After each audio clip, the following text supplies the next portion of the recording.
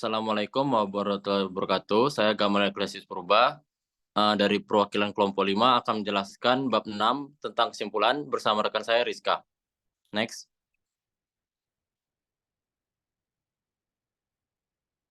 Yang pertama yaitu teori dan praktik empiris mengenai pengakuan, pemerlindungan, dan pemberdayaan. Masyarakat adat tidak begitu saja muncul seperti sekarang ini, tetapi adanya perkembangan yang dimulai dari masa lalu sampai saat ini dan terdapat masyarakat yang mewakili masa tersebut. B. Pengakuan atau recognition terhadap masyarakat adat sangat penting karena dengan pengakuan akibat perlindungan hukum terhadap masyarakat adat dan hak-haknya. C. Kondisi empiris masyarakat adat saat ini masih belum sepenuhnya terlindungi yang mengakibatkan keberadaannya terpinggirkan serta munculnya konflik sosial dan konflik agraria di wilayah adat. Next. Yang kedua, kondisi peraturan perundang-undangan saat ini yang berkaitan dengan substansi di dalam undang-undang tentang masyarakat adat.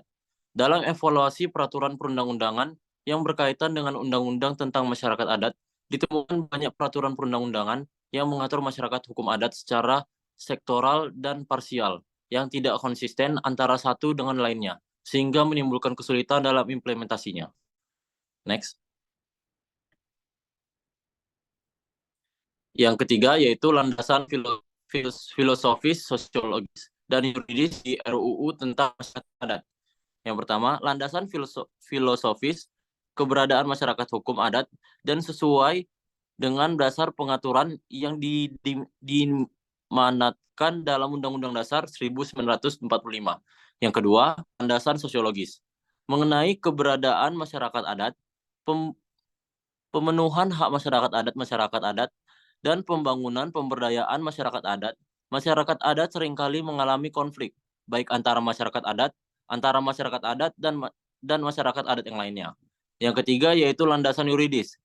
Perlunya diatur tentang masyarakat adat secara komprehensif dalam satu undang-undang tersendiri untuk menyelesaikan permasalahan disharmoni karena tersebarnya pengaturan masyarakat adat dalam berbagai peraturan perundang-undangan yang menimbulkan kendala dalam implementasinya. Next.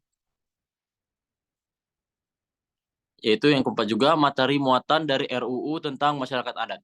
RUU ini memuat materi tentang ketentuan umum yang memuat istilah asas dan tujuan, karakteristik, pengakuan, perlindungan, hak dan kewajiban, pemberdayaan, sistem informasi, tugas dan wewenang pemerintah pusat dan pemerintah daerah, lembaga adat, penyelesaian sengketa, penahanan, peran serta masyarakat, larangan, ketentuan pidana, ketentuan peralihan, dan ketentuan penutup. Akan dilanjutkan oleh rekan saya yaitu Rizka. Terima kasih kepada Gamaliel. Saya akan melanjutkan di next slide.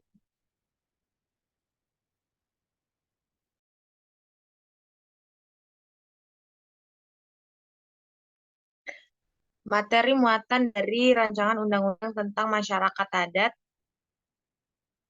berdasarkan Perda Nomor 29 Tahun 2003 tentang pemberlakuan adat Kota Bengkulu, terdapat peran Rajo Penghulu dan Badan. 1.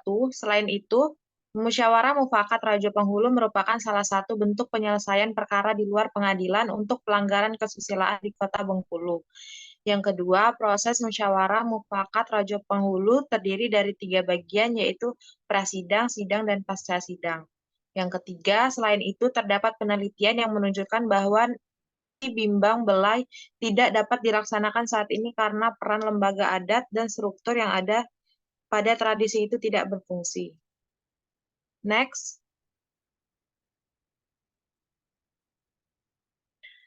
Materi muatan dari rancangan undang-undang tentang masyarakat adat. Berdasarkan informasi yang ditemukan, Kabupaten Bengkulu Utara memiliki populasi heterogen yang terdiri dari berbagai suku, seperti suku Rejang, suku Pekal, suku Bano, dan lainnya. Namun, informasi mengenai peraturan daerah dan juga pemberlakuan adat Pekal di Bengkulu Utara tidak ditemukan secara spesifik dalam rancangan. Berikut adalah beberapa kesimpulan yang dapat diambil berdasarkan informasi yang ada. Next slide. Satu, Kabupaten Bengkulu Utara memiliki potensi dalam bidang perikanan hasil laut dan perikanan air tawar. Yang kedua, kekurangan sumber daya manusia melalui pendidikan pengembangan karakter remaja berbasis kearifan lokal. Yang ketiga, penguasaan tanah dan reformasi agraria di Kabupaten Bengkulu Utara dan Kabupaten Mukomuko merupakan topik penting yang perlu diperhatikan. Next slide. Saran dari kelompok kami adalah berdasarkan peraturan daerah atau Perda Kabupaten Bengkulu Utara nomor 1 tahun 2022 yang mengatur pemberlakuan adat di daerah tersebut serta Perda nomor 29 tahun 2003 tentang pemberlakuan adat Kota Bengkulu, terdapat beberapa saran yang dapat diajukan terkait peraturan daerah pemberlakuan adat Pakal di Bengkulu Utara. Next slide.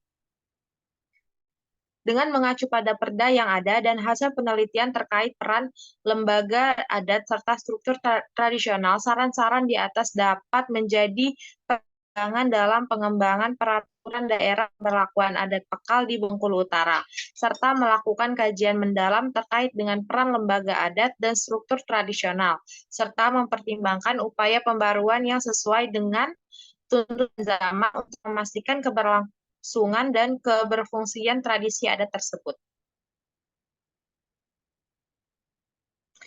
Sekian penjelasan dari kelompok kami. Saya kembalikan ke Dr. Terima kasih.